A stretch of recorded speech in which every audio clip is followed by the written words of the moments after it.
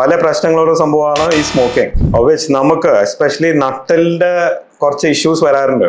Nicotine, ഇതിനകത്ത് നിക്കോട്ടീനാണ് ഇവിടുത്തെ issue. ഡിസ്കിനും ബാധിക്കും, എല്ല് അതായത് നട്ടലിനും ബാധിക്കും. നമ്മളുടെ ഡിസ്ക് ഒരു 60 അല്ലെങ്കിൽ 70% വെള്ള, ഒരു സ്പോഞ്ച് പോലെയാ. ഇതൊരു ഷോക്ക് അബ്സോർബർ. നമ്മളുടെ എല്ലിന്റെ ഇടയിൽ ഒരു സ്പോഞ്ച് പോലൊരു സ്ട്രക്ചറാണ്. സ്മോക്കിംഗ് ചെയ്യുന്ന ആൾക്കാർക്ക് അതിന്റെ വെള്ളം കുറയാൻ തുടങ്ങും. രക്തോട്ടം കുറയുന്ന കാരണം വെള്ളം കുറയും. സോ ഒരു സ്പോഞ്ച് പോലൊരു സ്ട്രക്ചർ പ്ലാസ്റ്റിക് ആയി മാറും, ഹാർഡ് പ്ലാസ്റ്റിക്. സോ എന്താ പറ്റുക, നട്ടലിന്റെ ഇടയിൽ തമ്മിൽ ആ ബൗൺസിങ് ആക്ഷൻ കിട്ടില്ല. ബൗൺസിങ് ആക്ഷൻ കിട്ടാത്ത കാരണം ആ ഡിസ്ക് ഇങ്ങനെ തള്ളി വരും. ഡിസ്ക് തള്ളി വരുമ്പോ ഞരമ്പിന്റെ മുകളിൽ പ്രസ്സിങ് വരും. ബട്ട് ഒരു പ്രോബ്ലം ഉണ്ട്, രക്തോട്ടം കുറഞ്ഞിരിക്കുക സ്മോക്കിംഗ് ഉള്ള കാരണം. സോ ആ മുറിവ്, ആ ഇഞ്ചുറി, ഡിസ്ക് തള്ളുന്ന ഇഞ്ചുറി ബോഡി ശരിയാക്കില്ല.